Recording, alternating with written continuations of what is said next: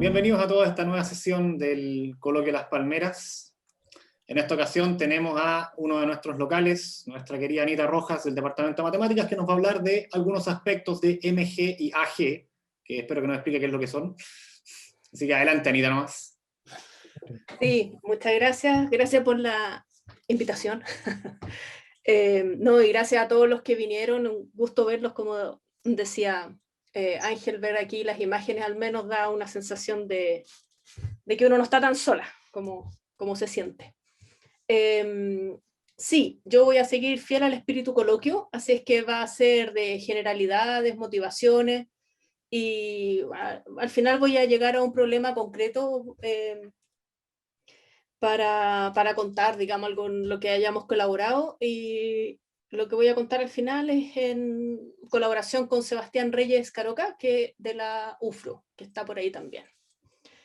Entonces, vamos, como decía, con generalidades, ¿ya? Entonces, empecemos con un ejemplo que espero sea más familiar para los que no son del área y para los estudiantes presentes, que es el toro complejo de dimensión 1, o curva elíptica también, ¿cierto? Tiene una representación como curva proyectiva de grado 3.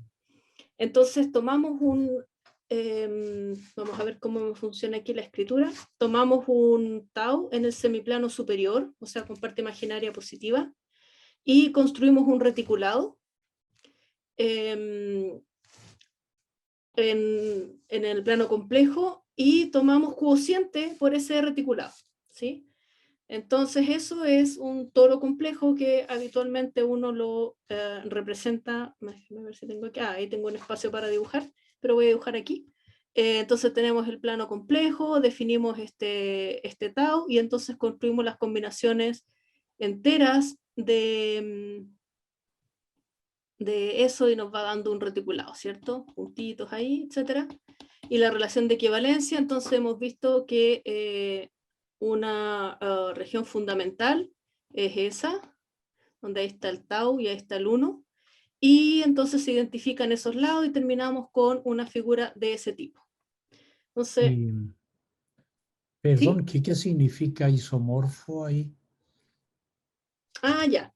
Entonces, lo que quiero entender por isomorfismo es que tenemos entonces esto, ¿sí? Entonces quiero que haya una función analítica aquí, en el sentido de que su composición con las cartas que luego voy a detallar sea holomorfa. Pero equivalentemente hay una función, esto levanta aquí vía esta proyección natural a una función holomorfa del plano al plano, ¿ya? Y uno ve que eso va a pasar si solo si hay una relación de este tipo entre los vectores que usé para definir los dos reticulados, donde estos coeficientes son enteros, y entonces esto forma una matriz, podríamos pensar en SL2Z, digamos, sí. Y eso es básicamente porque esta función va a ser f de z igual c por z, y entonces uno quiere que el 1 vaya a una combinación, quizás va a ser así, a tau 1 más o a tau 2 más b, aquí me van a quedar más las letras, ¿cierto? Y c por tau 2 que sea c tau 1 más d. Y entonces hay que hacer el despeje y queda con algo así, ¿ya? El asunto es que como tenemos los objetos ahora, que son estos toros complejos de dimensión 1, y acabamos de decir cuándo dos de estos van a ser considerados iguales, digamos, entre comillas, isomorfos o equivalentes, podemos formar entonces el espacio de móduli de lo que voy a decir al tiro, superficies de Riemann, podría haber dicho aquí de toros complejos de dimensión 1. ¿Sí? Y en lo que sería el conjunto de estos objetos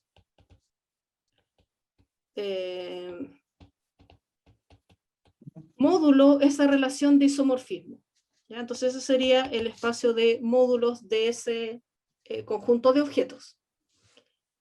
Entonces, una generalización posible, generalización A, es que podemos hacer suma conexa de estas cosas, acordarnos de espacios topológicos, ¿cierto?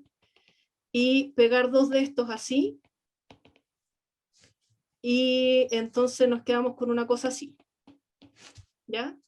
A modo de región fundamental, entonces uno tendría el cuadrado este que le daba la región fundamental del primer toro, que era ese, no, ese pegado con ese y ese pegado con ese. Tenemos el disco este que saqué, lo juntamos con este otro, 4, y que también tiene sus identificaciones, ese pegado con ese y ese pegado con ese, y pegamos aquí.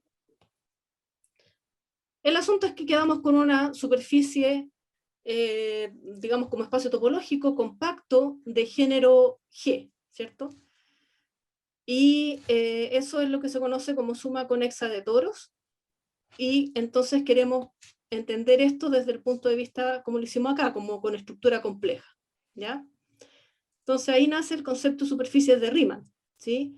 Que es un espacio topológico, bueno, digamos, con algunas condiciones técnicas, conexo, Hausdorff, y un sistema de cartas, ¿ya? Voy a hacerlo en el dibujito de allá, tal que la composición es holomorfa. ¿Qué es eso? Si entonces, digamos, estamos aquí para... No, mentira, con ese. Estamos aquí en un punto, entonces hay un abierto de él, que va vía un homeomorfismo al plano complejo, y cada punto de estos tiene su propio abierto, que va al plano complejo. Y la complicación sería qué pasa en las intersecciones entonces. Entonces en las intersecciones tenemos un U1 con su Φ1 que va al plano complejo, y entonces queremos que donde corresponda esta composición sea holomorfa, que ahora va del C a C, digamos, ¿sí? Entonces eso, bueno, eso se llama el cambio de coordenadas, el abierto con el homeomorfismo se llama carta, y eso es lo que le da básicamente una estructura compleja a la superficie de Riemann, ¿ya? Y entonces, bueno, estas cartas, como tenemos una función holomorfa aquí del plano al plano, uno hace Cauchy-Riemann, digamos, escribe Z como X más Y por Y, y esta composición le voy a poner F, y F de Z como U de XY más IB de XY, hace Cauchy-Riemann y se da cuenta que es una superficie real orientable, ¿ya? Dos-dimensional real orientable. Y entonces se van a clasificar como superficies, como espacios topológicos, se clasifican como por el género. El género 0 corresponde a la esfera, género 1 al toro que ya vimos, y género 2 a suma conexa de toros, topológicamente hablando, ¿sí? Con estructura compleja la cosa es distinta, ¿sí? De hecho, en el caso del toro ya lo vimos, porque como espacio topológico este es uno solo, ¿sí? Son todos homeomorfos, pero cuando pensamos en la estructura compleja subyacente, o que le pusimos, a la estructura compleja que le pusimos, ya hay mucho más, ¿sí? Lo mismo pasa en el caso de género mayor. Entonces eso sería básicamente una superficie de Riemann. Es un espacio topológico que localmente luce como C, ¿ya? O sea, hay estos homeomorfismos a un abierto de C, y donde viene la parte de la estructura de manifold, digamos, viene de que en las intersecciones tenemos estos cambios de coordenadas analíticos. Eso sería la primera generalización, y ya tenemos los objetos nuevos, necesitamos las funciones entre ellas, ¿ya? En honor al tiempo voy a dejar ahí la definición y lo voy a decir con dibujitos, ¿ya? Entonces tenemos una superficie X, una superficie Y, y entonces queremos una función entre ellas. ¿Y cuándo vamos a decir que es un morfismo entre superficies de Riemann? Cuando ponemos cartas aquí donde corresponde, ese sería f de p. Este tiene su carta porque X es una superficie de Riemann que llega a C entonces. Esta tiene su propia carta por la misma razón, que también llega a C. Y entonces podemos hacer ahora esa composición que va de C a C, o de estos abiertos a C, y queremos que esta sea holomorfa. ¿ya? Y como los cambios de coordenadas son holomorfos, si uno tomó otra carta en torno a P, la cosa se va a comportar bien, ¿ya? Y entonces, biyecciones de este tipo son lo que vamos a entender por isomorfismo entre superficies de Riemann. Por lo tanto, podemos hablar de espacios de móduli de superficies de Riemann ahora. Entonces, esto es otro objeto que engloba todas las superficies de Riemann. Entonces, cada elemento de este espacio es una superficie, una clase de superficies de Riemann, ¿sí? Donde la relación que tomé fue la de isomorfismo. Entonces, este es el primer espacio que salía en el título y es uno de los que uno querría estudiar, querría entender, querría describir pedazos de él, de alguna, que tengan alguna significación geométrica, por ejemplo. Ya vamos a ver algunas preguntas que uno se puede hacer ahí, ¿ya? Ese es el primero, que sí, salió de la generalización A, de hacer suma conexa de toros, ¿sí? Ahora, otra generalización es aumentar dimensión, ¿sí? ¿Por qué? Porque teníamos los toros, eran C con un reticulado, entonces tomemos C a la G con un reticulado apropiado ahí, digamos, de la dimensión apropiada, ¿cierto? Para que el cociente quede compacto. Y más aún, y aquí hay algo técnico que voy a decirlo así nomás, como queremos generalizar los toros de dimensión 1, que quizás han escuchado los estudiantes por ahí, que son curvas elípticas también, que se pueden representar como ceros de polinomios en algún espacio. Entonces queremos no solo los toros en el sentido de manifold complejo, sino que lo queremos como variedad, ¿ya? O sea, queremos que se pueda inmersar en algún espacio apropiado, ¿sí? O sea, eso es lo que llamamos variedad abeliana. Es un toro que se puede inmersar, que para el caso de G igual 1 les pasa a todos, ¿ya? Pero para el caso de dimensión mayor ya no les pasa a todos. Entonces, eso es el concepto de variedad abeliana, ¿sí? O sea, además de subir dimensión, necesitamos que tenga una estructura extra que nos permita decir de verdad variedad, digamos, ¿sí? En el sentido de variedad, de ceros de polinomio. Entonces, para contarles un poco cómo va esta generalización, uno generaliza el H1, que era el semiespacio, el semiplano superior, lo generaliza, digamos, a un HG, que se llama semiespacio superior de Siegel, que son las matrices complejas de G por G, simétricas y con parte imaginaria positiva definida. Y con eso se construye una matriz, digamos, ponemos la identidad y Z, igual como en el toro poníamos el reticulado que sería generado por 1 y tau, como Z módulo, y eso va a determinar un reticulado en C a la G. Y, ¿cómo se llama? Y eso entonces va a ser un toro, pero cuando queremos, aquí quizá no me quedó también redactado, cuando queremos que sea variedad abeliana es porque T tiene asociada, además, una forma real alternante que permite definirlo como variedad, ¿ya? O sea, con esa forma real uno se puede conseguir funciones que le inmersen este toro en un espacio apropiado. Observo que en el caso de dimensión 1, todos los toros tienen esta forma real alternante, ¿ya? Por eso es que todos son curvas elípticas.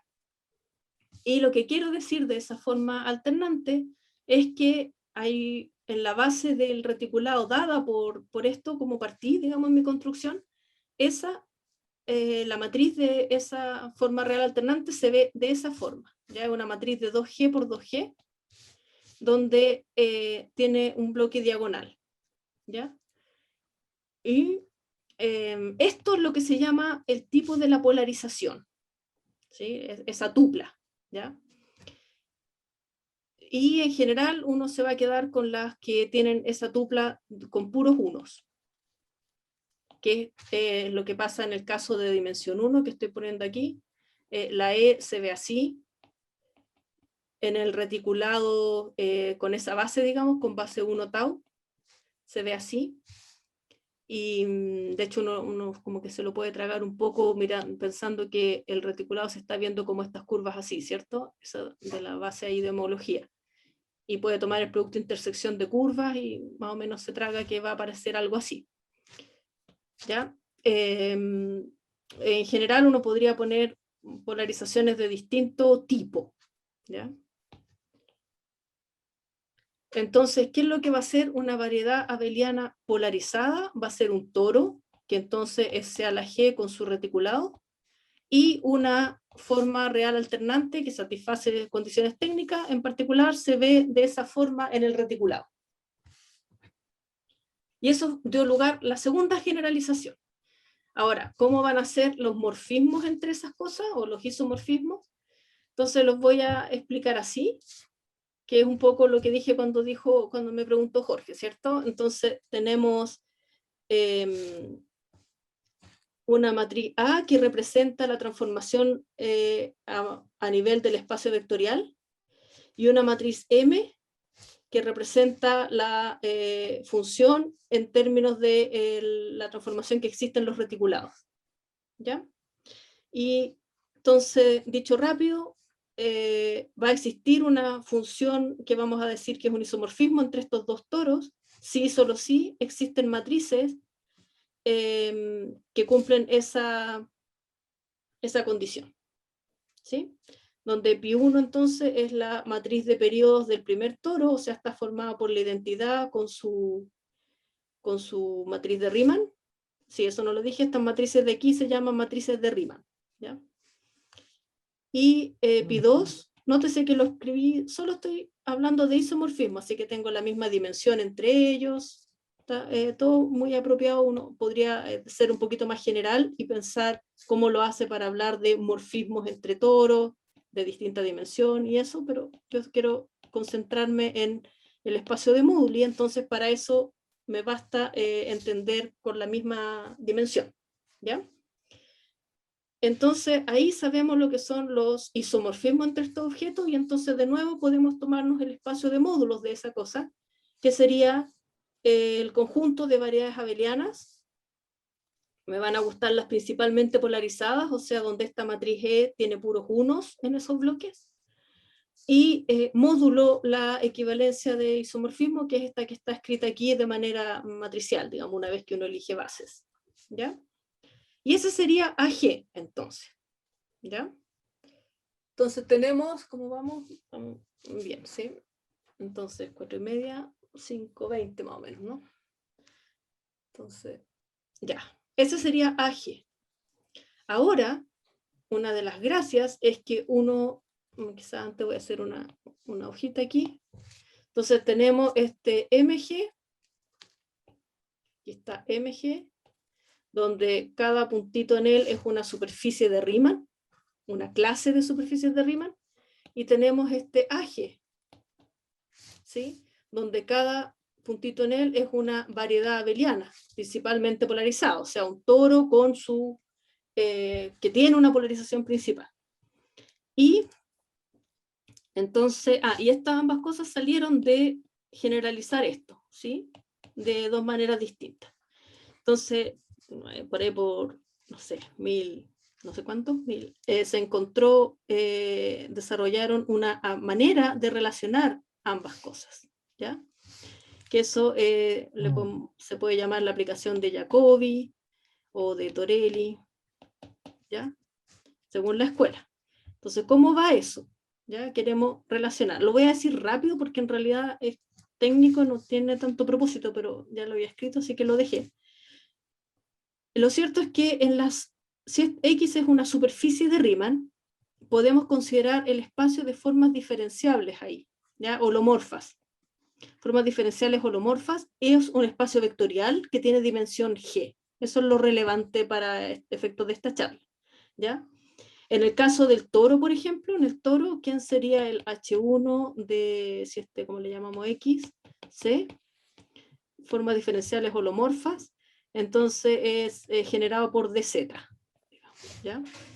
Como en el fondo no hemos hecho ninguna matemática seria aquí, lo he dicho con las manos nomás, pero las cartas para el toro van a ser básicamente, sus cambios de coordenadas van a ser traslaciones, ¿ya? Entonces podemos definir, esa forma diferencial se define en todo, y tenemos el espacio vectorial de formas diferenciales ahí, ¿ya? Y en general, para una suma conexa de G toros con su estructura compleja, tenemos un espacio vectorial de dimensión G.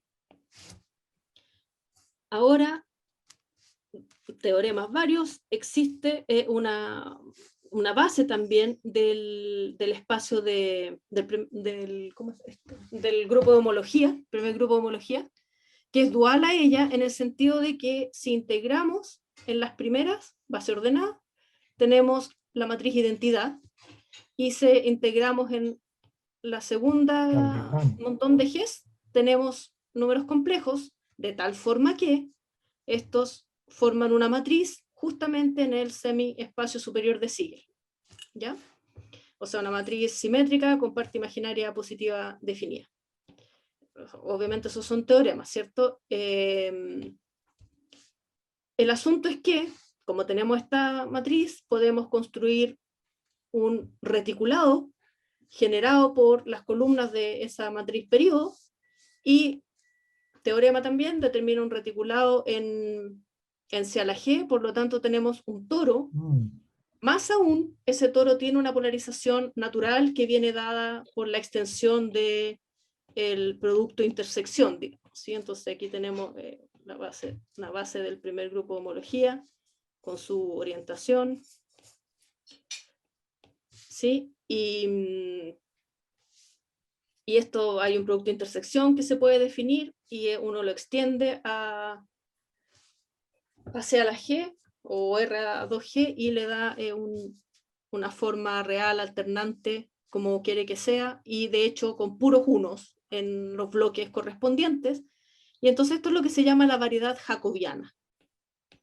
Jacobiana asociada a X, ¿sí? A la superficie de Riemann X. Si hacemos este cuento para el toro, para la superficie de Riemann esa, llegamos a algo isomorfo al mismo toro, ¿sí? Pero en general tenemos una cosa de dimensión mayor, ¿sí? ¿Qué ejemplo quería hacer? Creo que me lo voy a saltar, pero quería hacer el ejemplo del toro, digamos, alguien lo puede hacer si quiere, ¿cierto? Este toro sale, por ejemplo, del reticulado 1i, y si yo les dije que la forma era de z, entonces si uno quiere integrar digamos que esta curva baja en esta curva, alfa, entonces uno quiere integrar de z en alfa, entonces uno tiene que hacer parametrización, etcétera, y no sé, le va a dar 1, ¿sí? Pero si quiere integrar en esa otra, tiene que hacer parametrización y todo, y le va a dar i, ¿sí? Y así construye la matriz de periodo de ese toro, que le queda 1i, ¿ya? Esa aplicación, bueno, se llama Abel-Jacobi, es un teorema de Torelli que dice que es inyectivo, de más o menos 1970 me parece, que dice que es inyectiva. La dimensión de MG, no se los había dicho antes, es 3G menos 3, bueno, si G es mayor que 1, y de ahora en adelante nos va a interesar superficies de Riemann compactas de género mayor o igual a 2, ¿ya? Entonces la dimensión del MG es 3G menos 3, y la dimensión de AG es G por G más 1 medio. Esa es más fácil de ver porque corresponde a matrices simétricas, ¿cierto? De tamaño G por G. Y si uno saca las cuentas aquí, en general es más chica la dimensión esta, ¿cierto? Salvo para 2 y 3. ¿Ya? Y entonces resultados, teoremas que se conocen es que, ¿sí? Ya. Entonces, uno como que se inspira hablando y no sé, me pasa lo mismo a veces en las clases, ¿sí? Ya, entonces, estos son resultados conocidos, ¿cierto? Que es inyectivo para todo G, o sea, este siempre se inyecta ahí adentro. Y bueno, ahí a uno le da pistas de qué podría ser, ¿cierto? Si tiene a G, una de las cosas que querría estudiar es cómo es esta imagen, ¿cierto? Cómo es el lugar jacobiano, que se le llama TG, super cero. Es decir, que es la imagen de MG adentro de AG. Y si uno tiene MG, que es y tiene esta aplicación J aquí, Entonces, si uno tuviera un lugar aquí simpático por alguna razón, uno querría ver cómo llega a este lugar acá, ¿sí? Cómo se... o si es parte de algún lugar más grande. O sea, esta aplicación ya abre un montón de cosas que uno podría querer hacer. Como es dominante para, o sea, con imagen densa para G menor o igual a 3, entonces uno dice que toda, pero entre comillas, ¿cierto? O sea, obviamente hay cosas que no son jacobianas, ¿sí? Pero son cosas de dimensión despreciable, o sea, casi todo es jacobiano en dimensión 2 o 3, pero de 3 hacia arriba, o de 4 incluido hacia arriba, ya no, ¿sí? Bueno, para descansar un poco, le aprovecho de contar que hay más construcciones que relacionan ciertos espacios de móduli de curvas con AG. ¿Ya? Hay más maneras de relacionar módulis de curvas con móduli de variedad abeliana. ¿Ya? Por ejemplo, está la aplicación de Prim, que no voy a hablar hoy día, pero que toma un móduli de, ¿cómo es? De MG y lo envía a G-1, ¿ya? Pero hay más aplicaciones que existen en la literatura que podría hacerse, describirse de esta manera, ¿sí? Y entonces, como hay todas estas aplicaciones que han ido surgiendo en la historia para relacionar móduli de curvas con móduli de variedades abelianas, entonces uno quiere usar las cosas que sabe de uno para entender el otro y viceversa, ¿ya? Entonces, una de las cosas que quiere hacer es estudiar estos dos espacios de móduli. Por ejemplo, y voy a poner en azul lo que tiene que ver con la aplicación final que les voy a contar, ¿ya? Entonces, por ejemplo, encontrar matrices de Riemann. ¿Qué era eso? La matriz de Riemann era la que definía la variedad abeliana, ¿cierto? La variedad abeliana la estábamos escribiendo como sea la G con un reticulado que está generado por I, Z, ¿cierto? Sobre los enteros. Y Z era una matriz de G por G con esas condiciones de simetría y de parte imaginaria positiva definida. Esta era la que se llama matriz de Riemann, ¿sí? Entonces, cuando uno se encuentra con una variedad abeliana que por alguna razón se la topó por ahí, una manera de escribirla es tratar de encontrar su matriz de Riemann, ¿sí? Para poder describirla. O si uno tiene un lugar especial aquí en MG, uno toma J y ve para dónde llega este lugar especial y podría querer describir las matrices de Riemann de ese lugar especial, ¿ya? Entonces, esa es una de las preguntas que uno quiere hacer, porque así describe los objetos que le fueron apareciendo.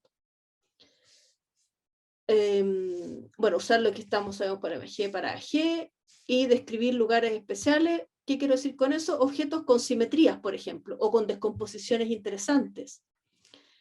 O que su álgebra de endomorfismos tiene alguna propiedad interesante, ¿ya? O sea, uno quiere describir pedazos de AG con alguna significación especial, ¿sí?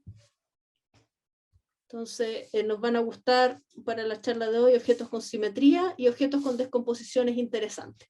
¿Qué quiero decir con eso? Que su grupo de automorfismos, en este caso, sea no trivial, digamos, tenga alguna estructura interesante. Y descomposiciones, ¿qué quiere decir? Quiere decir que podríamos construir ya no un isomorfismo, por ejemplo, pero podría ser un morfismo con núcleo finito, que eso se llama isogenia, ¿sí?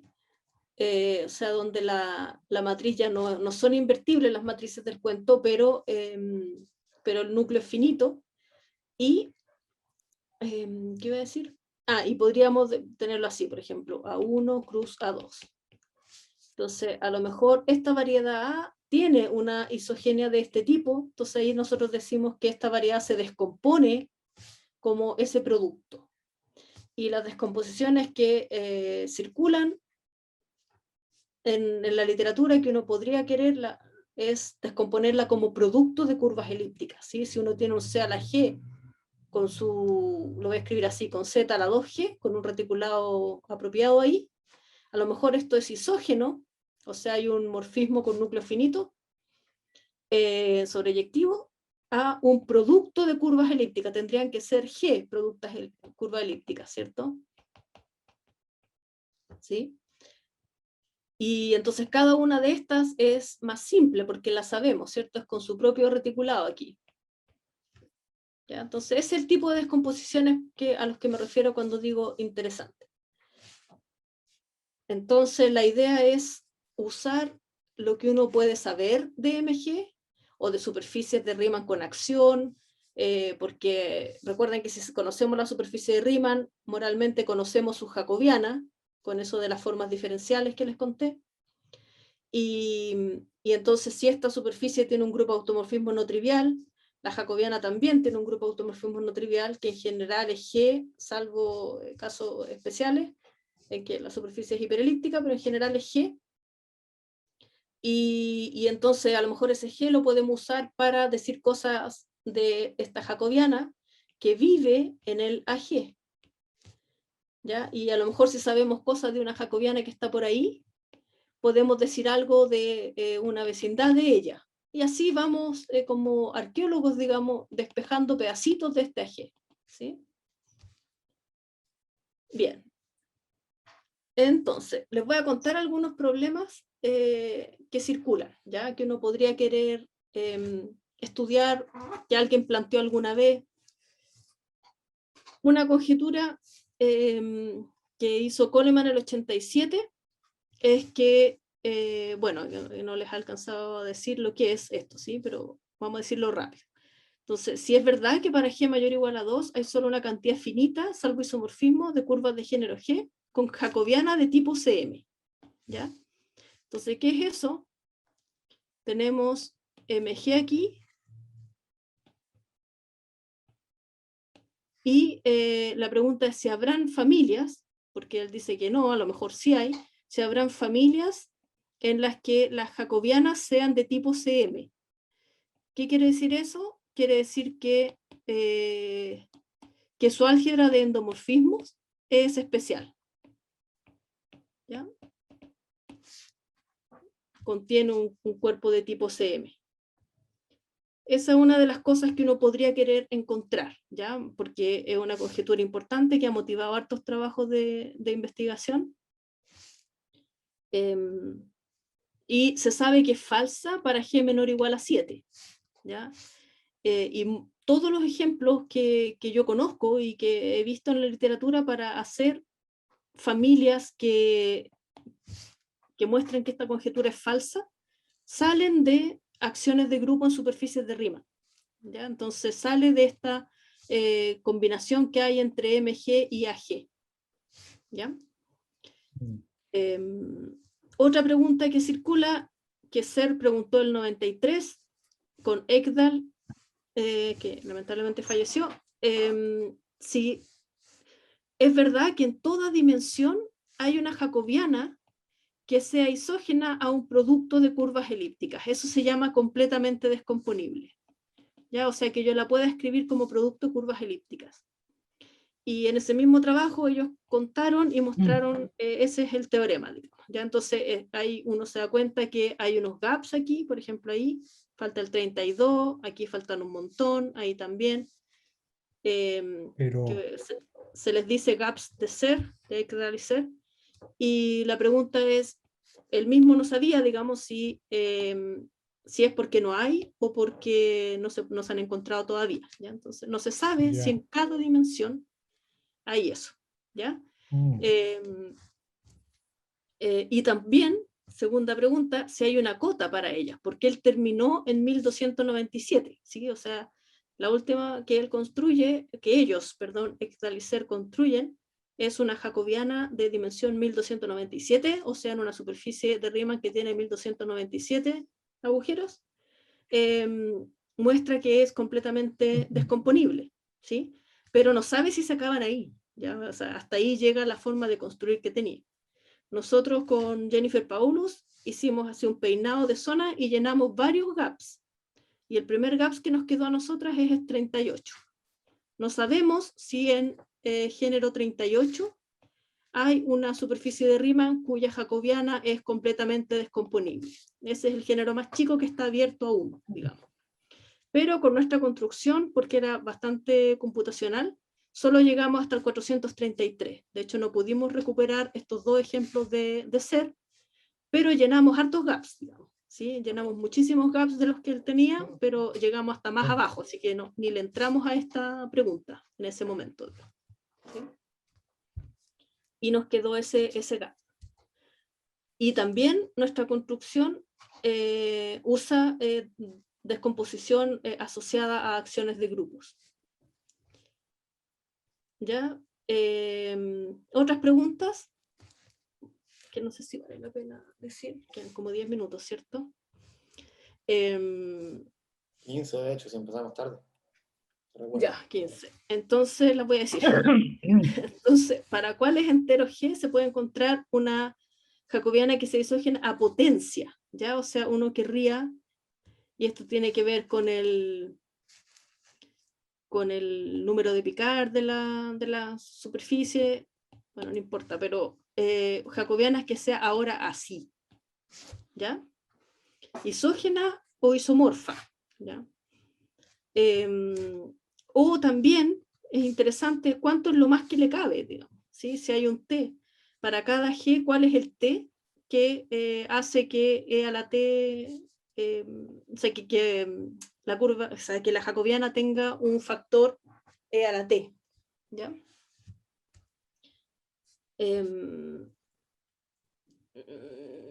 Ya, aquí hay dos preguntas también que circulan, es si hay familias con dimensión positiva de variedades abelianas completamente descomponibles, o sea, estamos en AG, si hay una familia de dimensión positiva de variedades abelianas que sean así, que sean isógenas hacia la G, pero que intersecten al lugar jacobiano, ¿sí? Y de hecho, ojalá el lugar jacobiano, digamos, abierto, ¿sí? Que de verdad hayan jacobianas ahí.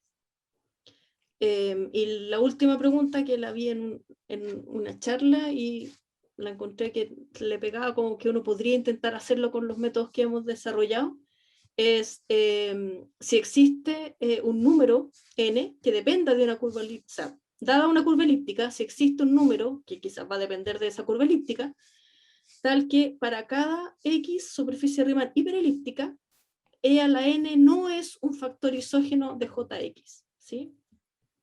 Entonces está como medio relacionada con la de Jennifer, ¿sí? Pero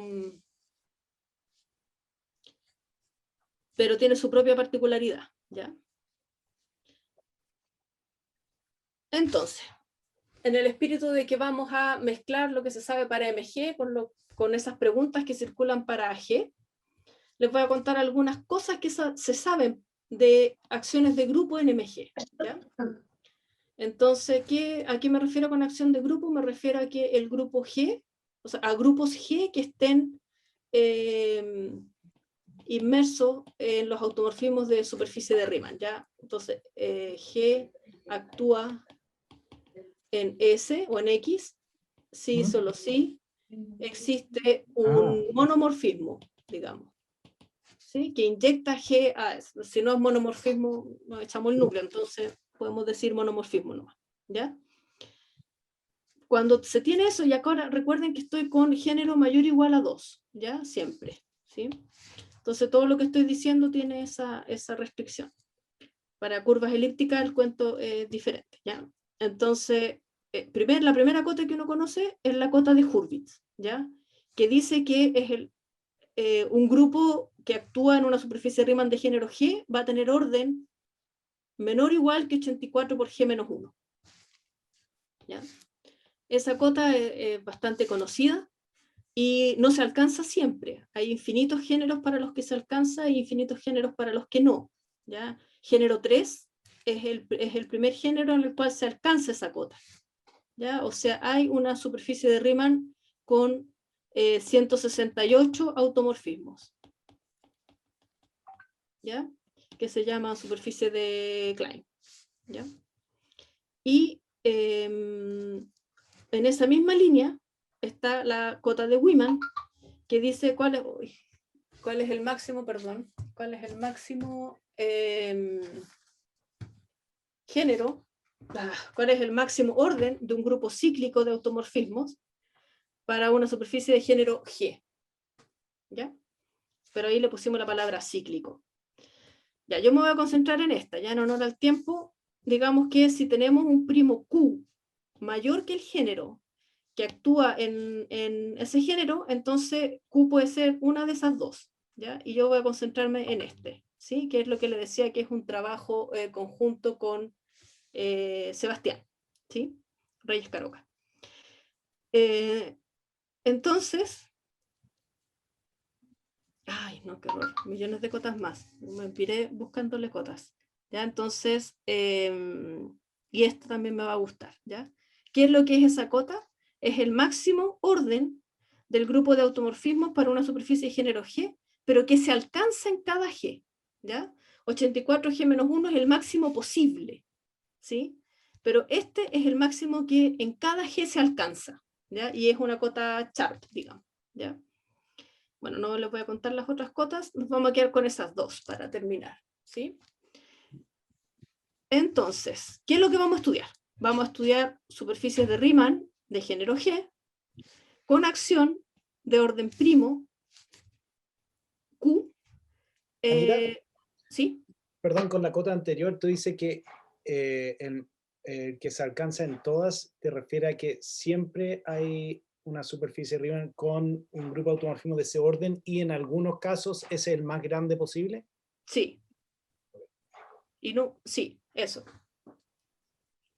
Hay algunos G en los que ese es el más grande posible. Sí. Y bueno, esa se llama la cota de Akola-McLachlan, que la encontraron de manera independiente y más aún exhiben una curva que la alcanza siempre y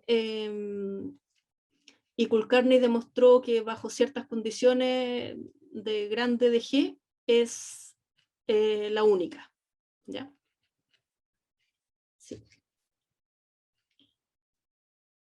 Entonces, como vamos a concentrarnos, ¿cierto? Como yo había dicho que si tenemos un primo que es mayor que G, va a tener una de esas dos formas, nos vamos a quedar con esa forma, esta ya fue estudiada, ¿cierto?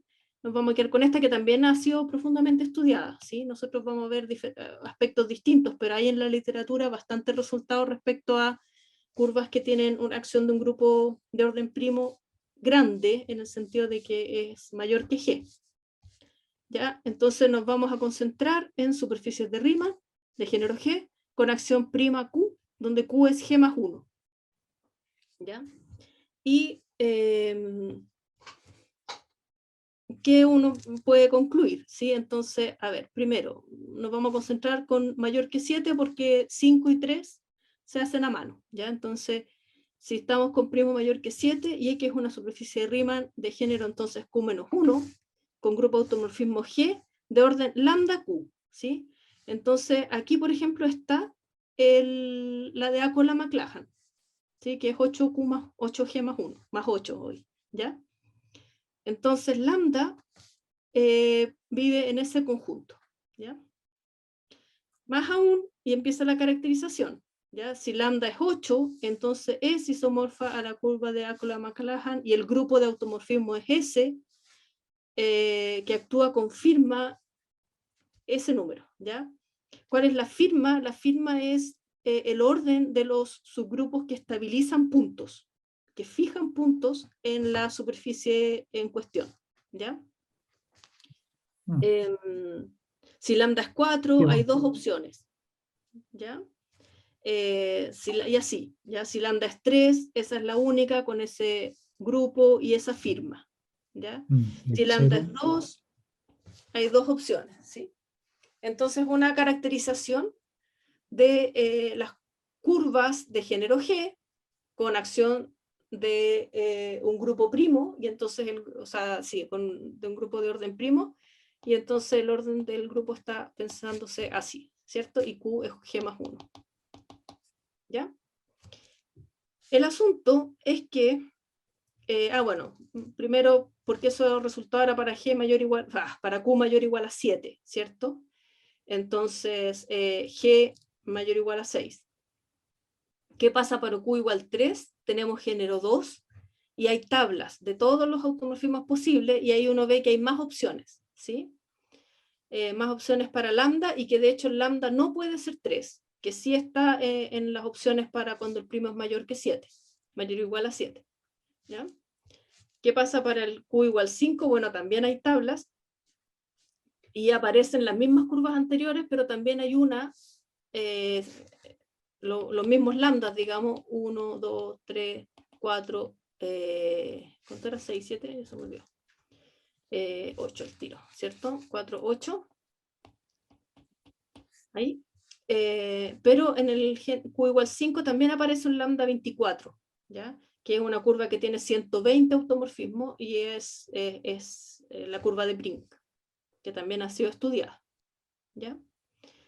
Y entonces, lo que les quería contar en realidad, o qué puede uno decir de esas familias, es que con la descripción que tenemos, que sabemos el grupo que actúa, la firma con la que actúa, uno puede estudiar la imagen en AG de ese lugar de curvas en MG. ¿Ya? Entonces tenemos MG y tenemos estas curvas que acabamos de descubrir, ¿sí? O sea, las familias de curvas con esa acción o una curva que tiene esa acción, toda la lista que les mostré antes, y tenemos esta aplicación jacobiana que nos lleva a AG, y entonces lo que nos interesa es, ya, esta familia va acá, ¿qué propiedad simpática tienen sus jacobianas? Esta curva que está aquí, va aquí, ¿qué le pasa a sus jacobianas?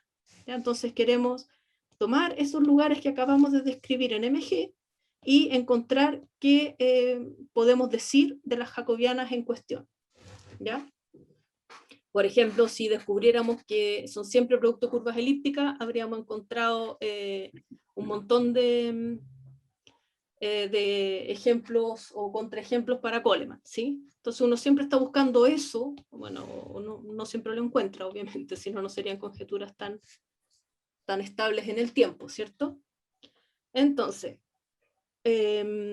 por ejemplo, ¿qué les voy a contar? Que si Q es mayor o igual a 5, la que tiene 8 por Q automorfismos, la que tiene 3 por Q automorfismos, y el montón que sabemos que tiene 2 por Q automorfismos, que salen de ese teorema que les mostré aquí.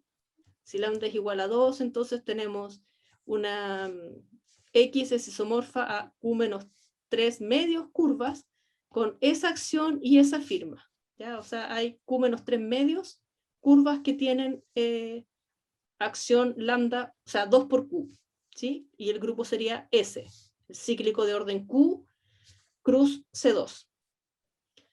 Y además,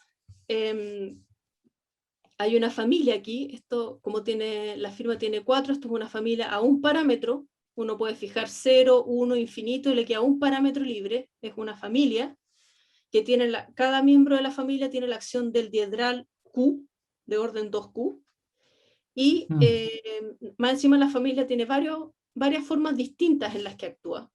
Esto está pasando en MG. ¿Ya? Y la otra, la X3, es la única curva con la acción de ese grupo. Esa está por aquí, la X3. Estas son las, todas estas de aquí serían KG, el estrato 1, KG, estrato 2, etc. ¿Ya? Y estas X2Q las vamos a poner así con rosadito. X2K, ¿sí? Hay varias, hay Q-3. Y así todos estos puntitos que están descritos acá. X8 es la que me voy a concentrar más ahora, porque voy a terminar con ella, es la de Akola-McLachlan, ¿sí? La que alcanza el máximo de automorfismos siempre, en cada G. O sea, que está presente siempre, ¿sí? Y ¿qué cosas podemos decir? Ah, ya, entonces, estas que son curvas, son puntos nomás en el AG, ¿sí? Las jacobianas de estas curvas son puntos nomás, no son familias, tienen jacobiana de tipo CM, ¿sí? O sea, su álgebra de endomorfismo es especial, ¿ya? Tiene un cuerpo adentro que tiene ciertas propiedades algebraicas interesantes, ¿ya? Para Q igual 3, la familia esta del K2, que es en la que actúa con 2×3, 6, con 6 automorfismos, hay una familia con acción de C3 que tiene esa firma, entonces una familia a un parámetro, como Q es igual a 3, estoy en M2, encontramos una familia a un parámetro, que cuando miramos esto dentro de A2, es una familia a un parámetro, y todas estas tienen multiplicación compleja, ¿sí? Son de tipo CM. Entonces una familia de dimensión 1, o sea, es un contraejemplo a la conjetura de Coleman, pero se conocía, ¿sí? No es nuevo, ¿ya? Pero emerge de nuevo aquí de esta forma. Y por último, por ejemplo, cuando Q vale 5 y G vale 4, y eso solamente por restricciones numéricas, pero filosóficamente o de computacionales, filosóficamente uno podría hacer esto con suficientes recursos computacionales y suficiente tiempo, y calcular la matriz de Riemann para la A-Cola-McLachlan siempre, ¿ya?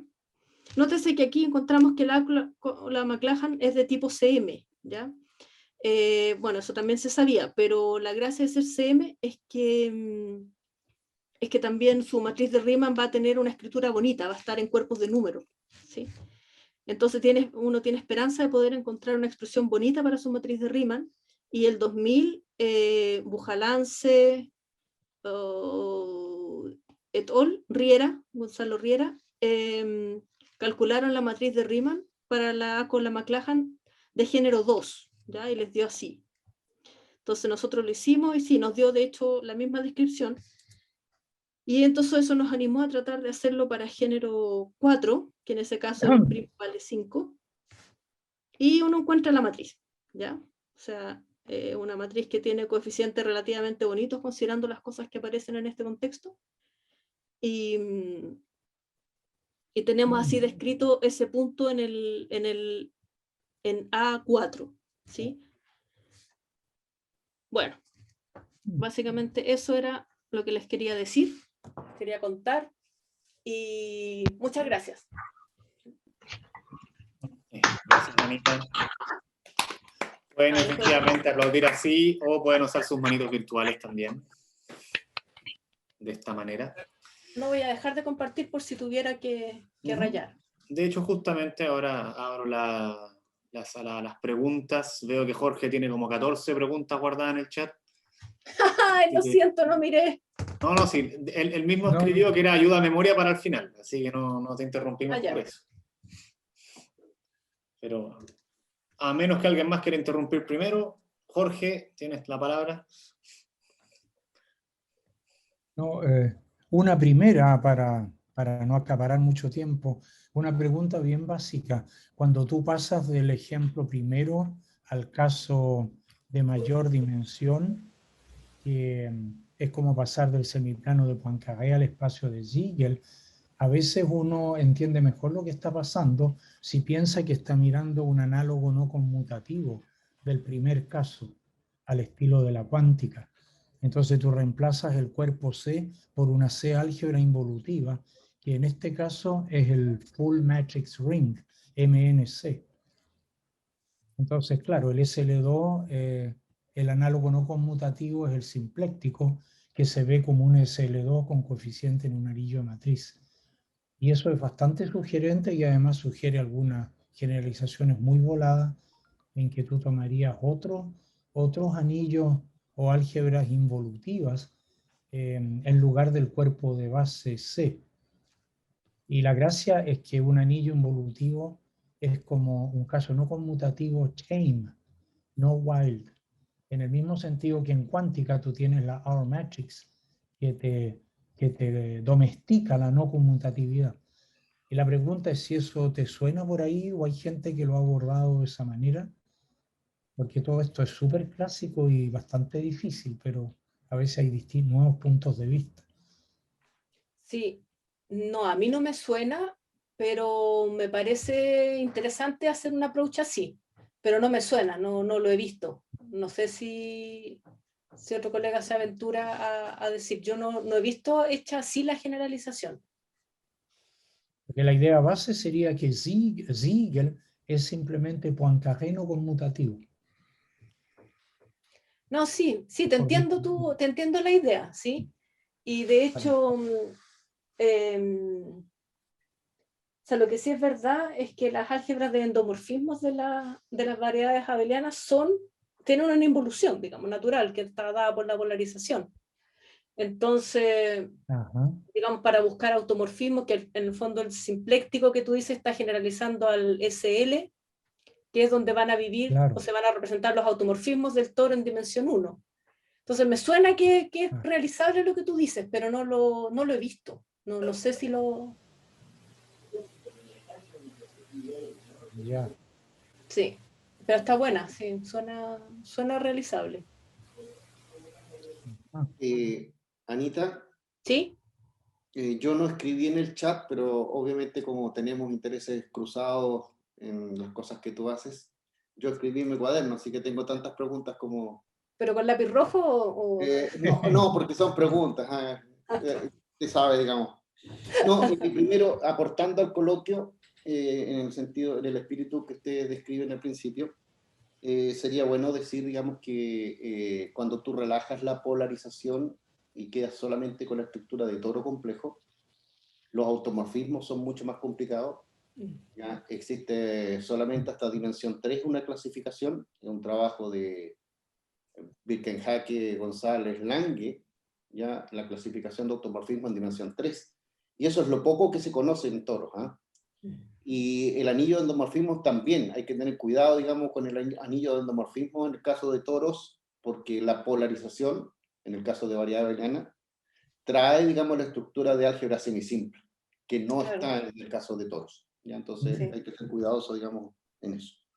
Pero bueno, a las preguntas. Mira, Anita, no sé, quedé con una duda en el caso 3Q, de lo que tú presentas, porque tengo la impresión que eso es como las curvas de Catalán, ¿no es cierto?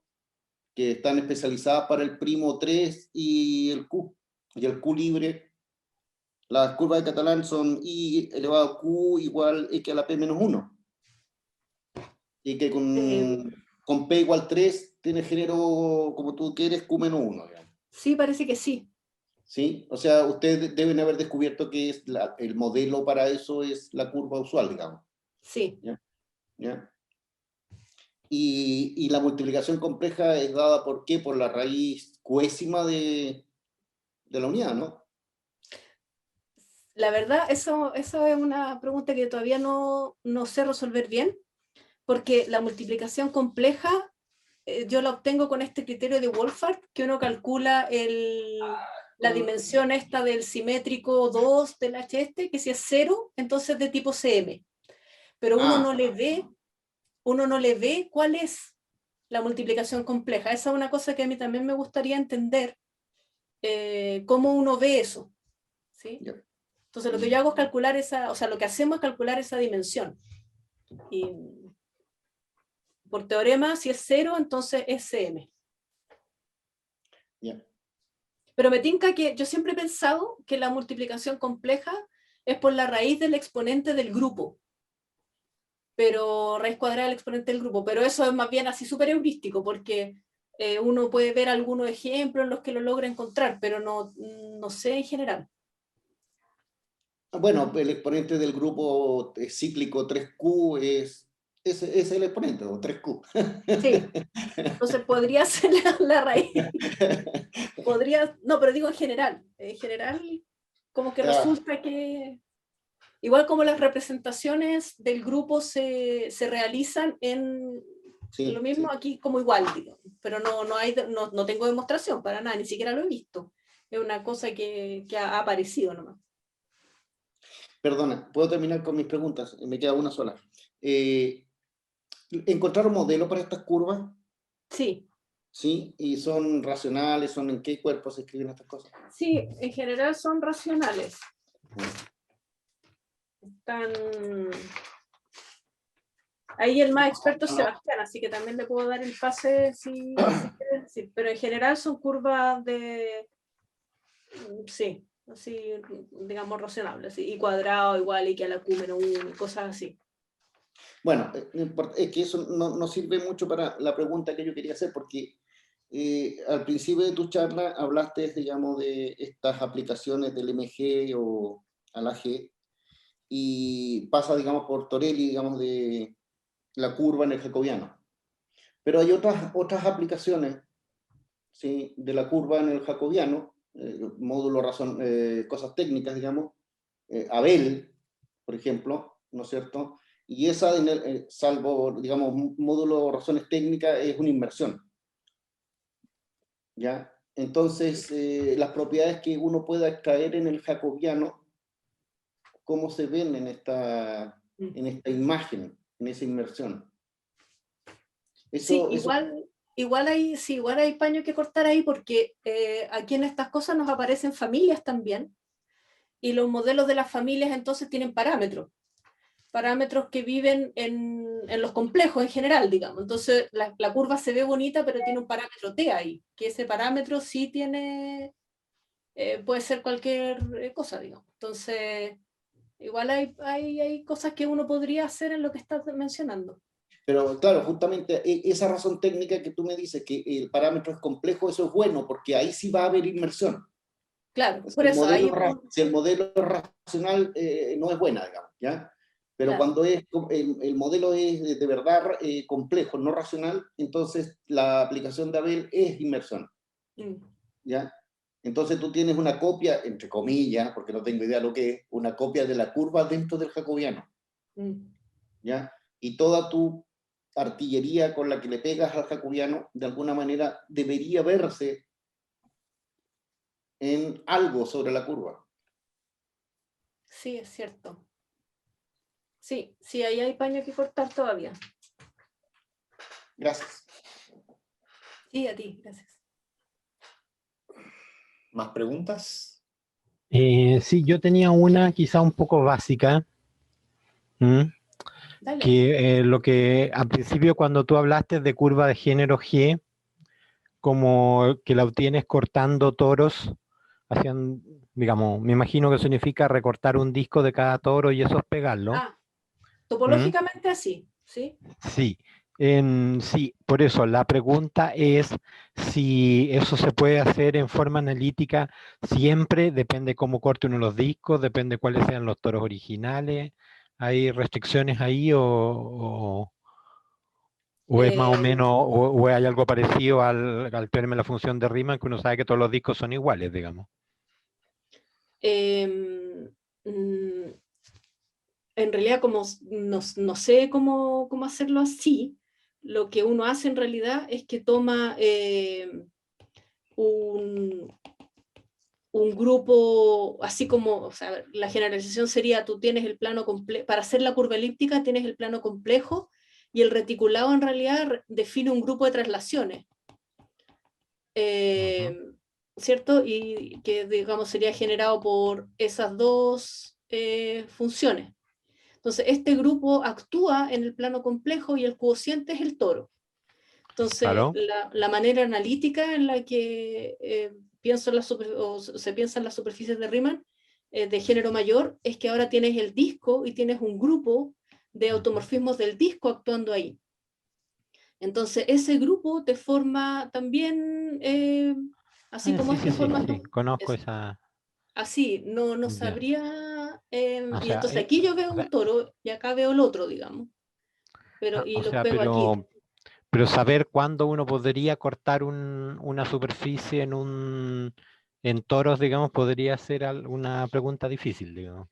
Yo no lo sé, sí. Yo no lo sé y encuentro que es una pregunta difícil, sí. Ok. Gracias. Bueno, si no hay más preguntas, los yo invito tenía a... otra. ¿Así, Jorge?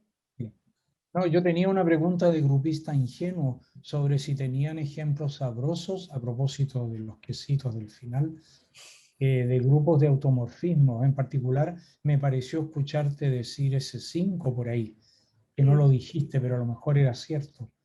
O sea, Sí, ¿te aparecen grupos simétricos o un SL2? claro. Mira, Sí. contaste varias cosas de los órdenes, pero el orden es apenas una sombra del grupo. Sí, hay clasificaciones, por ejemplo, si tú te paras en género, hasta género, no sé, 100 incluso, hay clasificaciones de todos los grupos que pueden actuar ahí. Y aparecen familias de grupos, también hay... No, pero hay... todo grupo es grupo de automorfismo de alguna superficie, el problema es el género. Exacto, todo grupo es grupo de automorfismo de alguna superficie.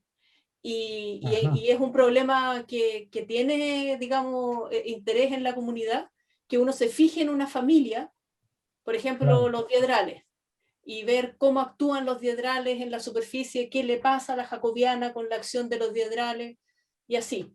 O, por ejemplo, en conjunto con Rubí y Ángel tenemos los simétricos. ¿De qué formas pueden actuar los simétricos? Todos los simétricos, de tal forma que la jacobiana sea producto de curvas elípticas.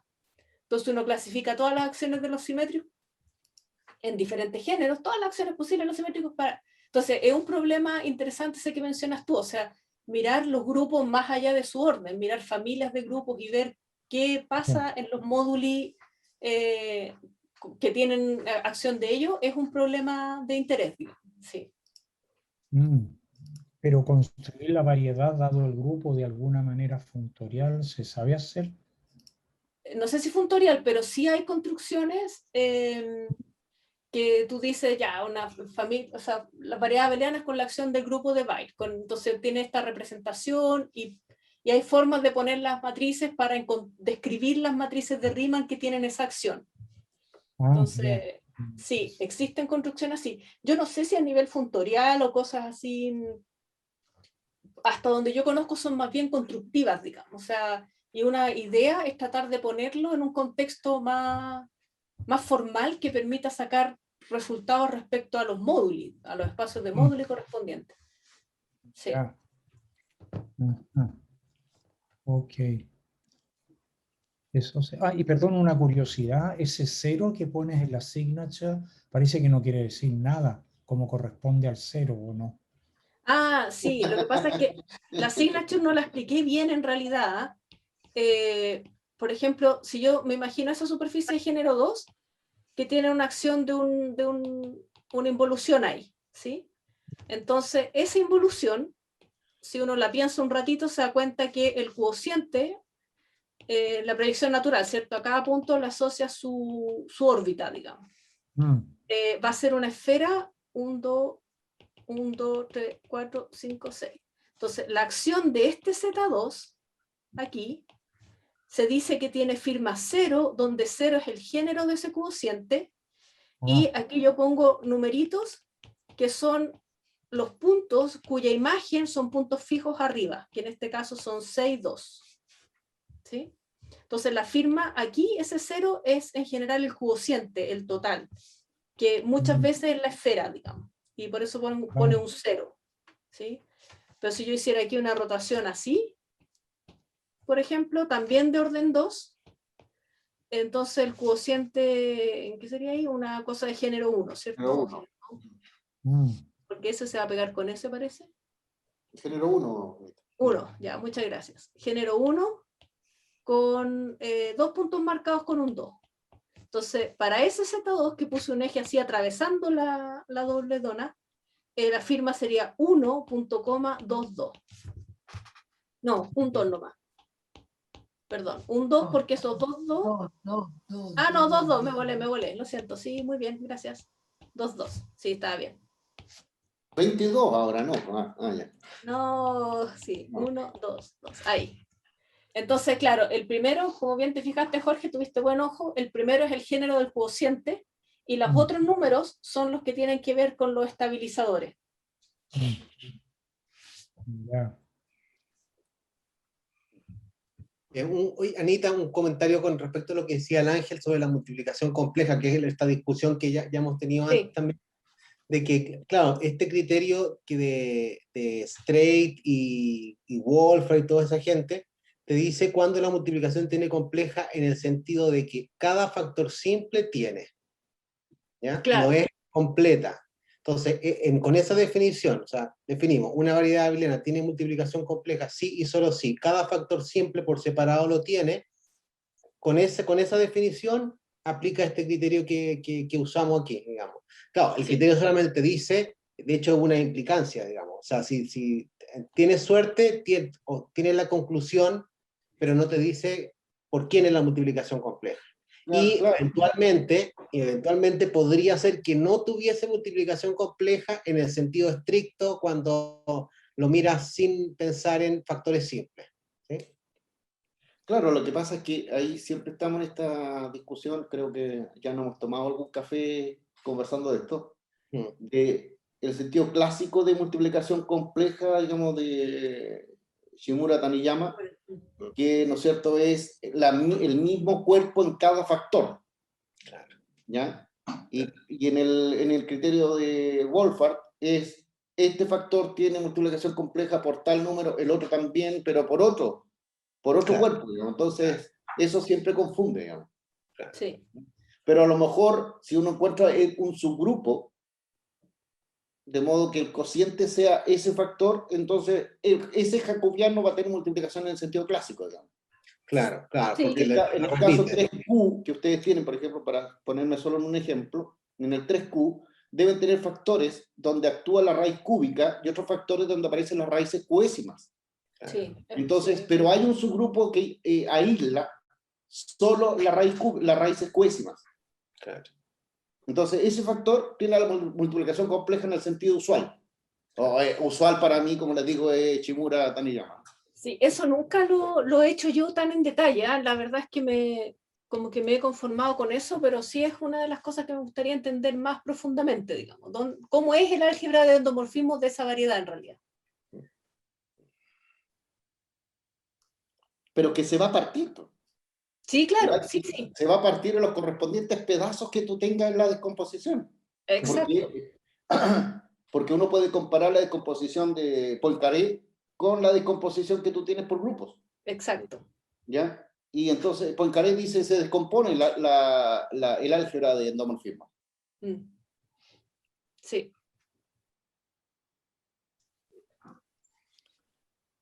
Bueno, en pos del tiempo yo creo que podemos dejar las preguntas hasta ahí. Así que los invito a Muchas gracias. Gracias. agradecer una vez más a nuestra charlista de hoy. Sí, no, gracias a ustedes. Estuvo entretenido.